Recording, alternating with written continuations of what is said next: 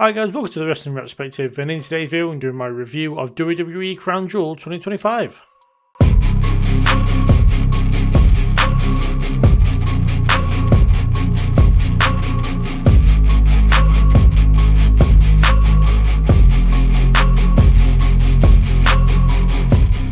So starting off with Bronson Reed defeating Roman Reigns in a street fight. And yeah, I think the main issue for me with this match was the fact that we were waiting for the eventual interference of Bron Breakker and the Usos. And then once that happened, the match kind of picked up a lot more. But up to that point, for like 3/4 of the match, it was a bang average street fight. It was, okay. There was nothing really, it wasn't a bad street fight, but it wasn't particularly good either. They teased doing tables, they used the weapons that are based on the location of which they're in, so they used a Australian football, and they used something else, I can't remember, I think it was a cricket bat, I believe. But then we saw the interference of Bron Breakker, which made the action pick up a lot more. He was a force within the match and dominated for that portion that he was in.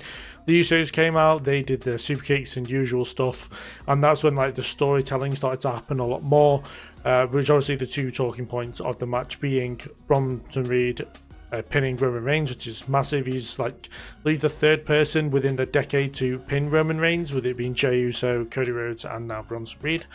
And yeah, I think that's pretty big for him. I'm hoping that WWE can kind of capitalize with this and make Bronson a more compelling character to make him someone that people can believe in more. So I know that he has a lot of fans, but personally, I kind of don't see what everyone else sees. I'm not really that bothered about him, but I want to have my mind changed about that and want to invest in him. So hopefully they use this as a trajectory to get him to the main event scene and more likable. And also, we saw Jey accidentally spear Roman Reigns through a table and kind of cost him the match, even though Roman very clearly didn't want help. And yeah, we see the dissension within this side of the bloodline. We see that Roman Reigns is very pissed off with Jimmy and Jey after getting involved, and Roman doesn't want to see them for a few months.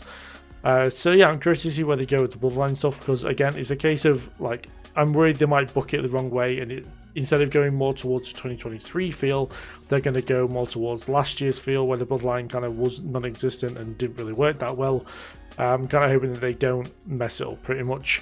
But overall, the match was fine. I kind of expected more out of these two, but then obviously I don't rate Bronson Reed very well, so kind of expected, but I wanted more out of Roman at least. But yeah, as a street fight, it was absolutely bang average. It was everything you kind of wanted and expect out of a street fight, and then the added interference kind of helped it on a little bit. But yeah, it's just overall, I kind of wanted more, but it was a fine match overall.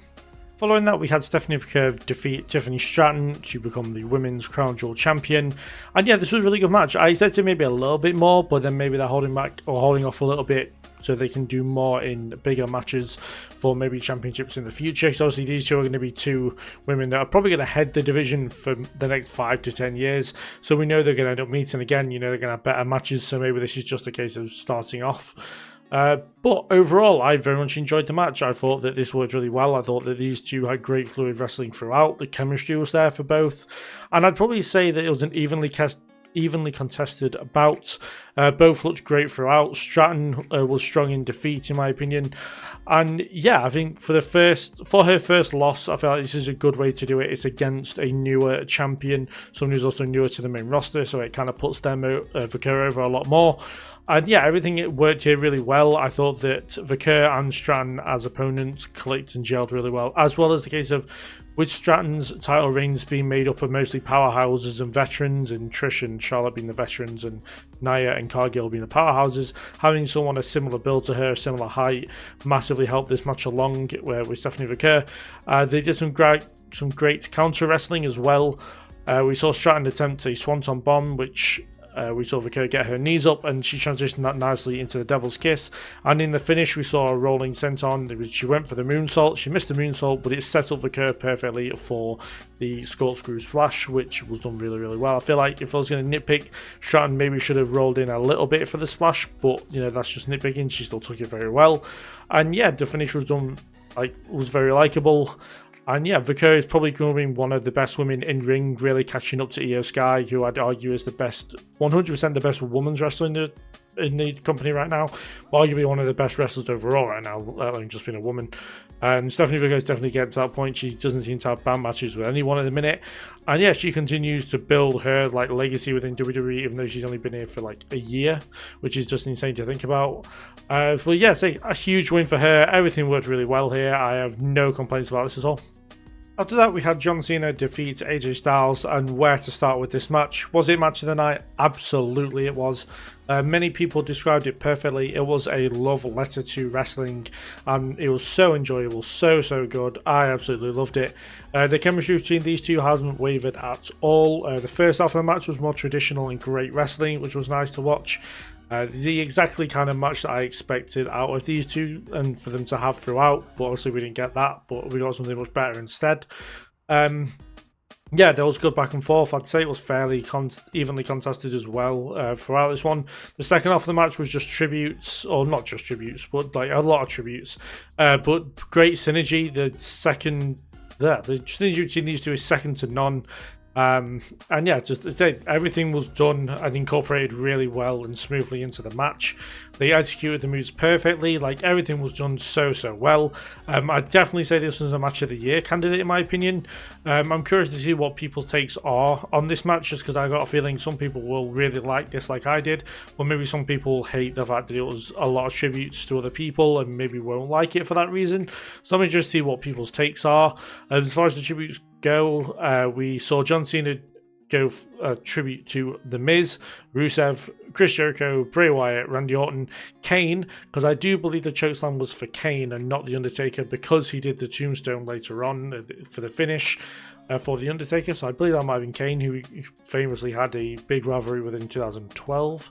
For AJ Styles, he tributed to Sting, Samoa Joe, Christopher Daniels, Frankie Kazarian, and Shawn Michaels. For me, this really gave, just like the Cody Rhodes match at SummerSlam, that big match John feel once again that we had in like 2015, where he was just having banger matches all the time. But overall, this was a fantastic match. I can't compliment this one enough. I absolutely loved it. After that, we saw Rhea Ripley and Io Sky tag up to defeat the Kabuki Warriors, Asuka and Kairi Sane, and this was a pretty average tag team match. I expected a lot more out of these guys, especially with the quality that was in the ring. Io and Rhea worked really well as a team. The Kabuki Warriors definitely made them look good as well at times. Kairi being conflicted is very confusing because she's openly going for this tag team match and clearly trying to stop Io going for tags to Rhea, but then on TV she's very conflicted and doesn't want to fight Io, so it really doesn't make much sense.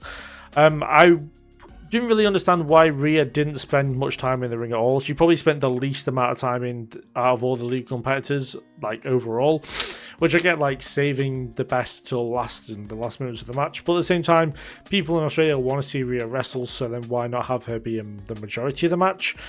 She got the hot tag twice, which again made perfect sense to me, but it took a while for Rhea to get in. But once Rhea did get in, the match feel and the atmosphere overall did massively pick up.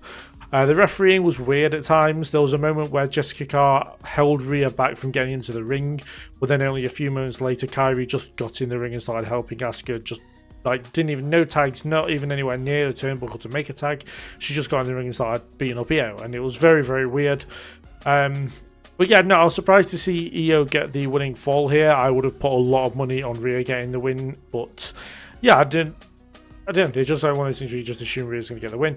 I'm not sure whether it continues on as a tag team feud or whether Io just goes to feuding with Asuka as singles, because I would love to see those two have a proper good match. I can't believe they've only met once before in one-on-one action in WWE, and that was when Io was WWE Women's Champion against Asuka on SmackDown. But yeah, overall, it was a fine match. It was nothing really that special. Like, it wasn't a bad match, but it wasn't a good match either. It was just straight down the middle. I did want a lot more out of this one, and I don't want to call it a letdown, but, you know, as I said, I was just expecting a lot more out of the quality that was in the ring. And finally, in the main event, Seth Rollins defeated Cody Rhodes to become the new men's Crown Jewel champion. And yeah, this was great. I had no doubts that these two were going to put on an awesome match. I had worries that maybe WWE was going to tell them to hold back a little bit, but that wasn't the case. These two went out and absolutely killed it. I would have put these... I don't know, these two like worked together really well, but the pacing was a lot slower than the other matches. and I would probably say this wasn't their best match. I definitely preferred their Hell in a Cell match over this one, but it was still good nonetheless. It was very good quality. The quality didn't change from their matches before. It just one that fits straight down the middle for these two rather than one that was particularly bad or particularly good, if that makes sense. They went the extra mile with this one in my opinion, and as I said, I don't think it was their best, but it was fine. The Avalanche Crossroads, I'd probably say was the highlight of the match, though it was very risky on Seth's side, but it was a fantastic spot to see happen. Probably should have been a match finisher. I feel like having Seth Rollins kick out of that, I think it was the first time he's ever done it from the top rope, is kind of missing the mark and probably shouldn't have done that as a kick out, but I kind of get why they did it as well to make Seth look good.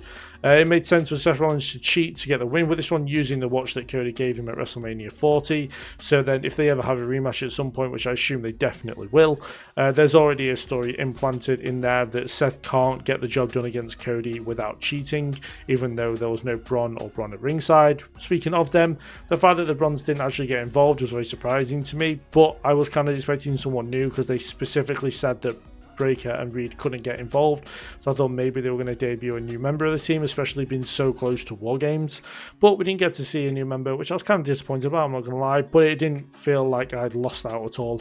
But yeah, overall, I thought this was a really good match. I like the fact that they both have storylines coming out of this match. We know that Cody's going to face either Drew or Jacob going forward, and we know that Seth Rollins is going to probably have some kind of involvement in War Games, as well as his stuff with Roman Reigns and CM Punk going forward as well. So yeah, it's good that these two have stuff going on rather than Stephanie and Tiffany, who don't really have anything going on post this match. These guys have already set the kind of landscape for November, and the rest of the month of October kind of set out quite well.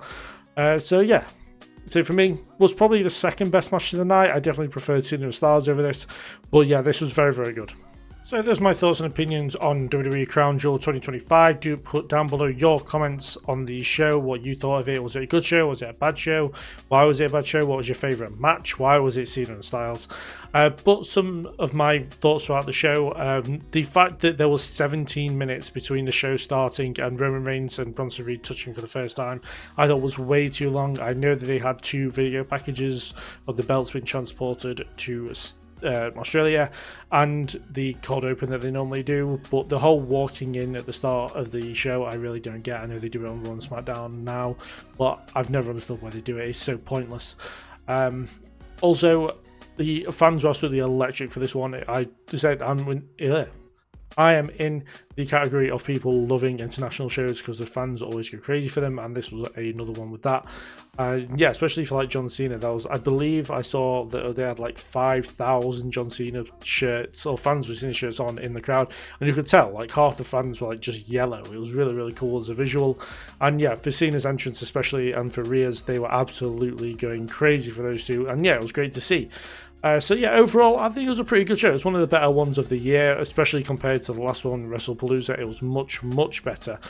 And yes, they do put down below in the comments, like I've already said, what you thought of the shows. As far as the next few video goes, we've got coverage of AEW Wrestle Dream next week. There is going to be a review of TNA Bound for Glory tomorrow. And yeah, so lots of other lists and good stuff coming up as well on the channel. So do hit that subscribe button and stick around for more wrestling content. Thank you very much for watching. I'll see you guys in the next one.